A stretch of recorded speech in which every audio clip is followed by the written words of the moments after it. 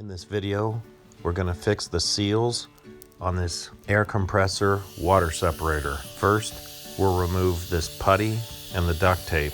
We need to determine exactly where is the air leaking.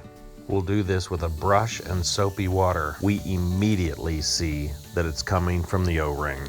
Just to make sure, we'll double check all the connectors just to see if there's any bubbles coming out of there as well. They seem to be fine, so we'll concentrate on the O-ring. We'll turn it about a quarter turn and then jiggle the outer housing off. This will expose the O-ring and the filter. We can now spin off the top lid to the filter and remove it.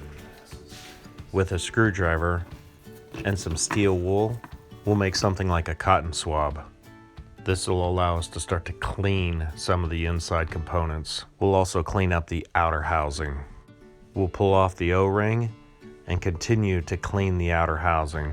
Even though the O-ring looks flat, I'm going to put a little bit of oil and see if I can rejuvenate the old O-ring. Sometimes this will work.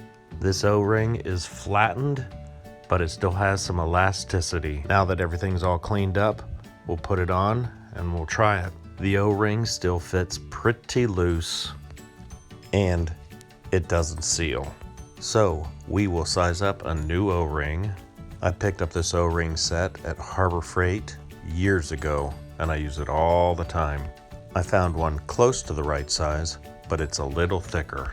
There's a lot of gunk in there, so I'm gonna take a blade and just lightly scrape. Because the O-ring is thicker, I use a block of wood and a clamp, but the O-ring is still too thick. So I remove a little bit of the plastic. This will lower the O-ring just a little bit. And that's all it took. Now it slides in perfect. Now when we try the soapy water, there's no leak. Now it would have been nice if we would have had the perfect O-ring, but a light modification made it work just as well.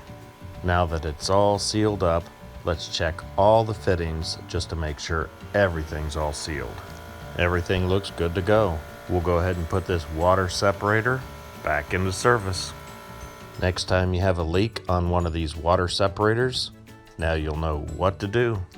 Well, if you did find the video useful, then please give the video a thumbs up.